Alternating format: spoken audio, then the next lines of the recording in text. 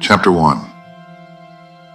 At dawn, the city of Nantes awoke in a haze of silver mist that clung to the river like a memory too stubborn to fade.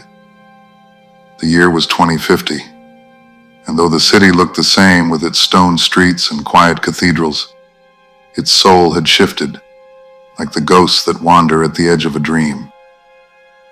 Julian, a man whose heart ached with a quiet rebellion against the future, opened his eyes to the soft hum of machines. His apartment, if it could still be called that, was a seamless cube of glass and steel. He lay there for a moment, feeling the warmth of his bed dissolve beneath him as it adjusted to his body's rising temperature. The walls shimmered faintly, alive with the movements of distant data. A soft voice whispered, "Your day begins now." He rose, feeling the stiffness in his bones, and dressed without a thought.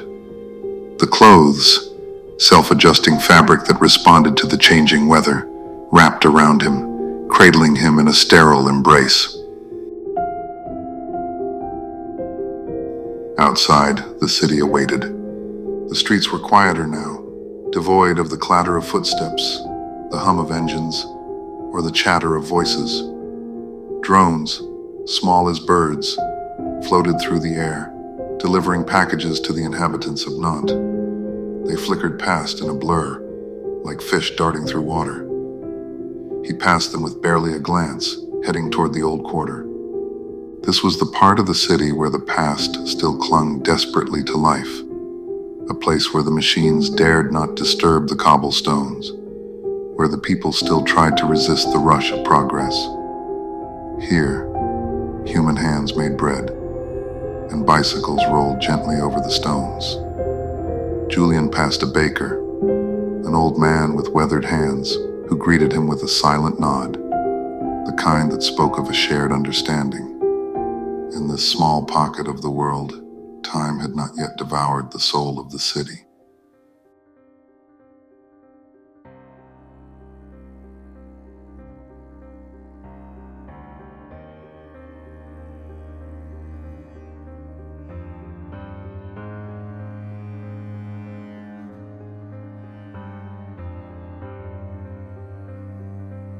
But beyond, the modern Nantes stretched like a giant, a labyrinth of towering spires of glass and floating pods that carried people from one end of the city to another.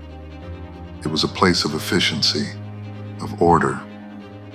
Here, nothing moved out of place. Even the leaves of the trees swayed in perfect rhythm, their branches monitored and pruned by invisible hands. Julian felt it every day, this push and pull between the past and the future. He worked in one of the high towers, where his mind was plugged into the endless stream of data that powered the city. His job was simple: to ensure that the machines ran smoothly, to keep the heart of Nantes beating, though it felt less and less like a human heart each day.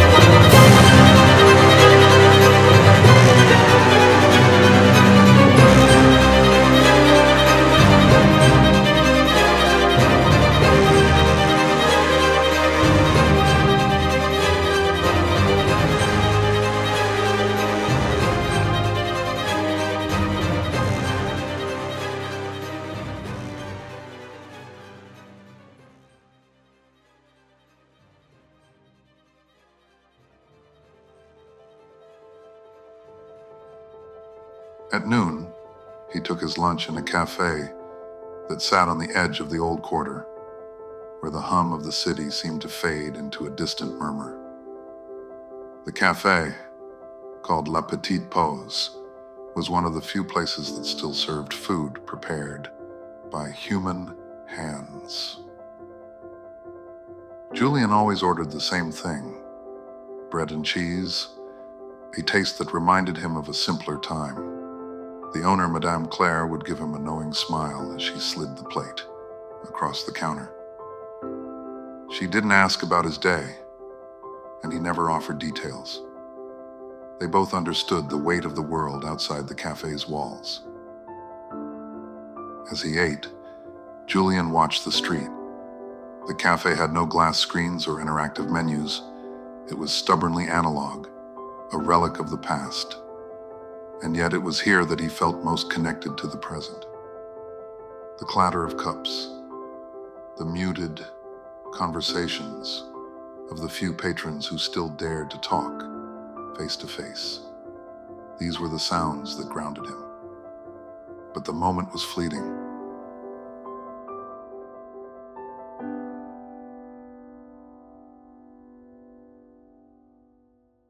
After lunch, he returned to the sleek corridors of the tower where he worked, the air cool and synthetic. His mind plugged back into the network, where his thoughts were processed alongside thousands of others, all connected in an invisible web of energy and light. Julian's job was not so much to think, but to monitor, to ensure that the algorithms were functioning, that the flow of data continued uninterrupted. As the hours passed, he found himself drifting into the void of the city's pulse. The machines hummed, the lights flickered, and the world outside moved with a mechanical grace that no longer required his intervention. The irony was not lost on him.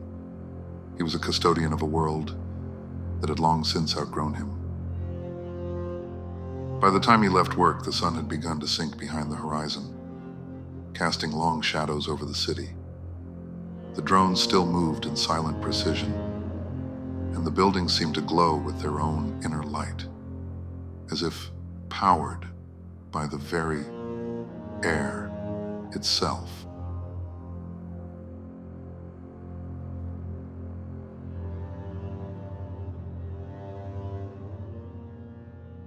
Chapter 2. Beneath the stone streets of Nantes, hidden deep below the river and the foundations of the old city, lay a second city, a metropolis of the future, entirely underground. This world, invisible from above, pulsed with an eerie artificial light, as though it were the living heart of the surface city. Yet it was a place apart, a place where the sky had been replaced by ceilings of polished metal and luminous screens that simulated the movement of the sun. The streets were tunnels, carved in gentle arcs, illuminated by soft pulsating lights embedded in the floor. People moved through these tunnels in sleek, pod-like vehicles that floated soundlessly just above the ground, propelled by magnetic fields. There were no sharp turns or sudden stops. Everything moved with a smooth, almost hypnotic rhythm. For those who preferred to walk, there were conveyor belts lining the tunnels, gliding silently beneath their feet. The city was a place of constant movement, yet it felt as though time stood still, as if no one was ever in a hurry, but always in motion. Public spaces where people gathered were enormous cavernous halls with ceilings so high that they felt endless. These spaces were designed to mimic the world above, a strange, synthetic attempt to recreate the plazas and parks that people once knew. Trees, carefully cultivated and genetically altered to thrive without sunlight, lined the walkways, their leaves glowing faintly in the artificial light. In the center of these halls were vast, meeting areas, where holographic displays rose from the floor, projecting news, entertainment, or even virtual landscapes from around the world. People gathered here not to talk, but to experience. Conversations were rare.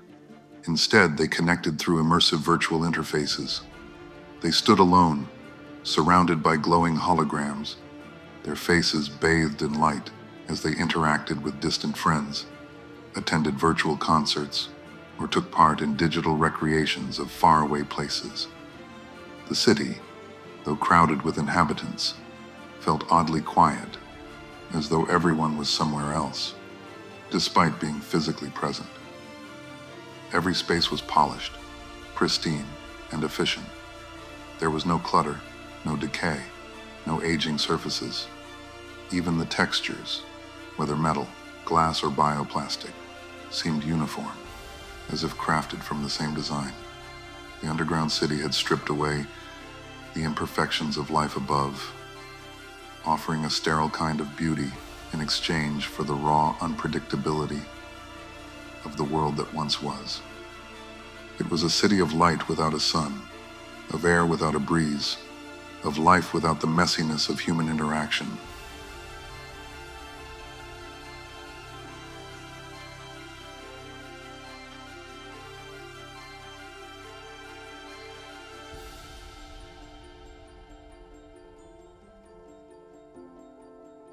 Chapter 3.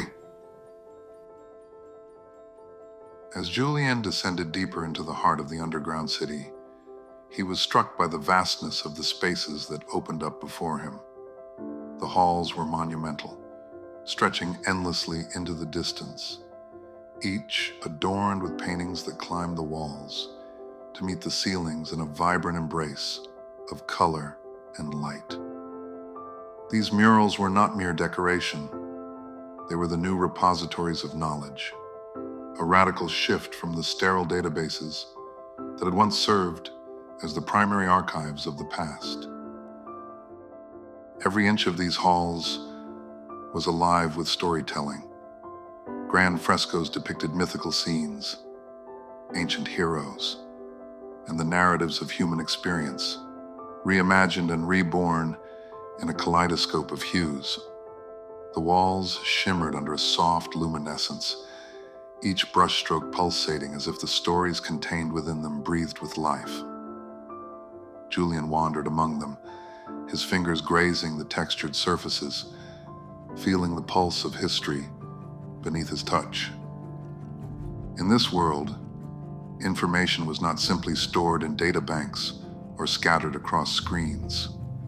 Instead, knowledge had been transformed into art, preserved in living murals that conveyed wisdom, culture, and myth.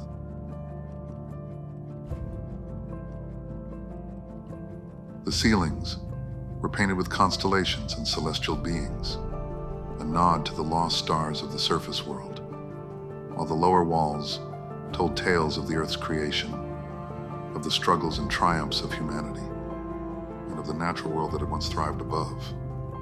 Here the elders and artists had woven knowledge into the very fabric of the walls, ensuring that every generation would find its roots entwined in the stories of those who came before.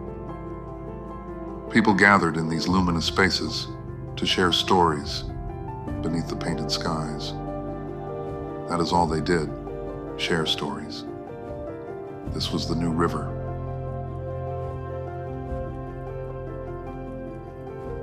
Julien walked slowly back toward the old quarter, his steps heavy with the weight of the day.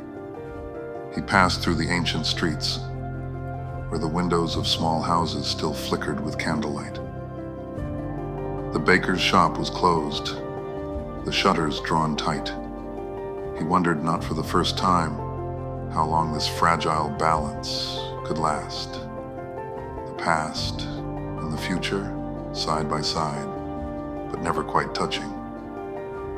He reached his floating apartment, now glowing softly in the night, and entered, the door sealing silently behind him.